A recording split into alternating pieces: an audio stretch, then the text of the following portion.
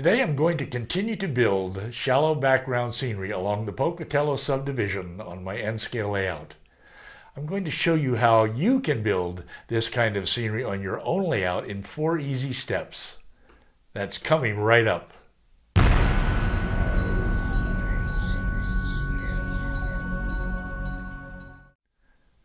Hi, I'm Roy Smith.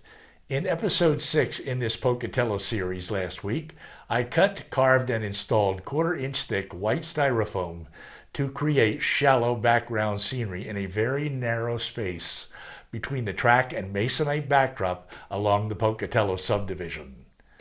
Today we are going to continue with the scenery work in this area of my layout. I am going to show you how I've done it in 4 easy steps. As always, remember, this isn't a how to do it video, it's a how I did it video. I hope you will find the idea of shallow background scenery to be useful when working on your own layout. Step 1. Install the styrofoam. I installed an initial layer of 1/4-inch white styrofoam to the background in last week's episode. Now I'm installing a second piece of styrofoam on top of the first piece. There's enough space for it, and it will certainly add more depth to the scenery here. Over here to the right, you can see I haven't done this side yet. I will do it later on. Okay, let's look back to the side that I'm going to work on first. I took the new piece of styrofoam outside to carve some shallow rock formations in it. I do as much of this cutting and carving as I can outside to reduce the amount of white styrofoam beads that get all over my layout. As you can see, I brought it back inside. I glued it to the existing scenery, and it's being held in place with foam nails until the glue dries. The glue has dried, and I'm doing a little more fine carving right here on the layout. As you see, even this small amount of carving terrain formations produces a lot of white styrofoam beads. It's a good thing I'm not carving the Thanksgiving turkey with this X-Acto knife.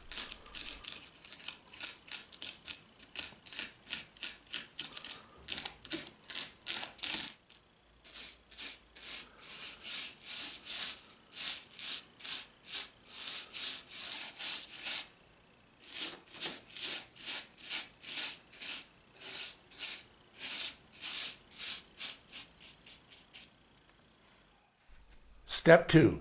Paint the styrofoam. I begin to paint the styrofoam by first applying a base coat.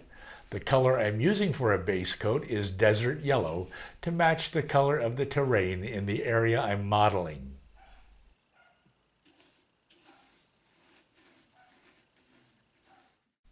Then, after the base coat of paint dries, I begin to apply a variety of diluted washes to the terrain, including black, stone gray, burnt umber, ochre yellow, and, as you can see me doing here, a wash of very diluted white paint. I use Woodland Scenic's diluted earth tone pigments for washes. My goal as I do this is to try to replicate the colors that might be found along the Union Pacific Pocatello Subdivision. I'm not using any particular artistic technique or talent to do this. I just keep applying washes of various colors until I get the overall color of terrain that I'm looking for. As you can see, I just dab on the wash and let it flow down through the cracks and crevices in the soil and rocks. This creates lighter and darker areas in the terrain. I do try to highlight the upper surfaces of the formations with lighter colors to simulate the sun striking those upper surfaces. Step 3. Apply vegetation. As you probably know, applying ground foam to a vertical surface, like the shallow background scenery here, can be a real challenge. Much of it tends to fall down onto the flat surface of the layout, rather than sticking to the vertical scenery. So, one technique that model railroaders often use to deal with this problem is to apply glue where they want ground foam to be and then blow ground foam onto the glue using a straw. That's what I'm going to do. First, I'm going to cut and shape the end of the straw to form a small spade on the end of the straw. I will use this spade to scoop up some ground foam, and then I'm going to blow the ground foam onto the scenery through the other end of the straw.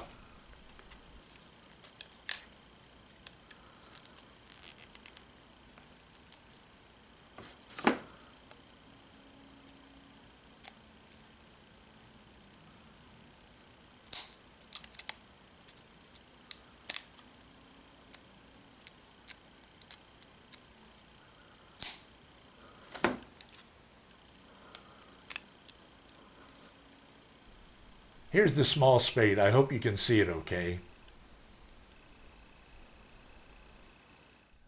First things first though, before I can blow the ground foam onto the scenery, I have to apply some white glue where I want the ground foam to stick. Now I scoop up some of the ground foam with the spade end of the straw.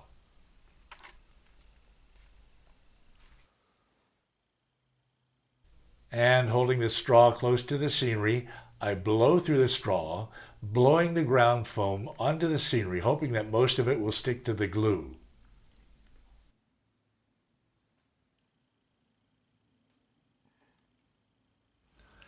Just don't breathe in with a loaded straw, or you could end up with a mouthful of ground foam.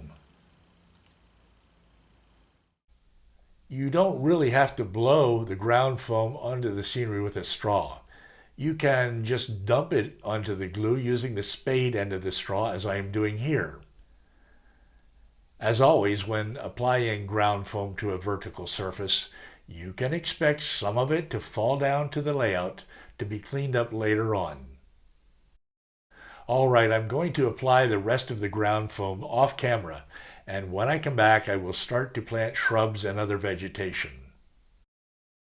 Step 4. Apply shrubs and other vegetation. You can't blow shrubs and other large vegetation onto the vertical scenery the way you can with fine ground foam.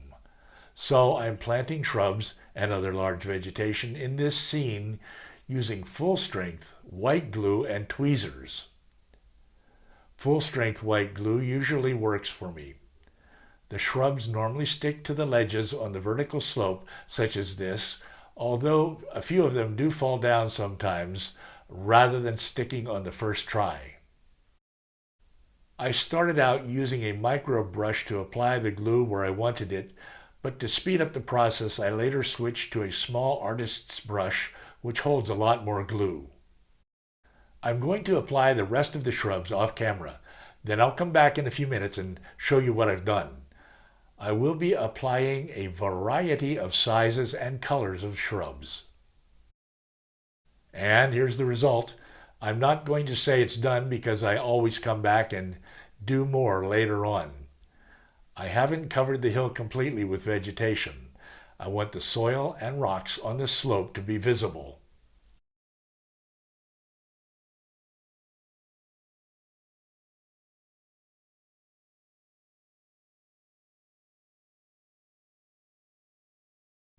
Compare the hill on the left, which is essentially complete, with the hill on the right, where I haven't done anything yet except to install the 1/4-inch styrofoam and paint it desert yellow. Naturally, I will come back and do the hill on the right later on. Remember, it is my desire to take panoramic photos of Echo Canyon. This is what motivated me to begin work on this unscenic section of the Pocatello Subdivision that I'm now working on in the first place. So what will I do here on the rest of the Pocatello Sub? Remember, it is basically a staging yard, but I do want to scenic it. I may use shallow background scenery and structures, or I may use a photo backdrop, or I may use some combination of both. In any case, we are going to stop working now and run a train through the scene.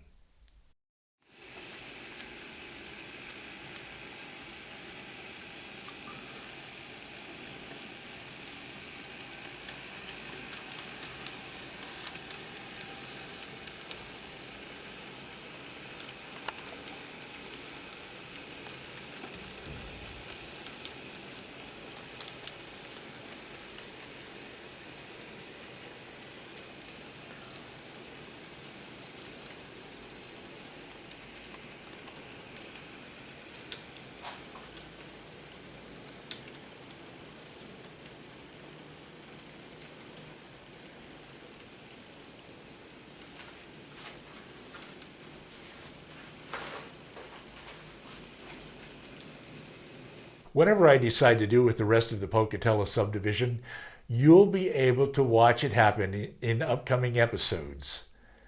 If you have any suggestions for me, be sure to share them in the comments section down below.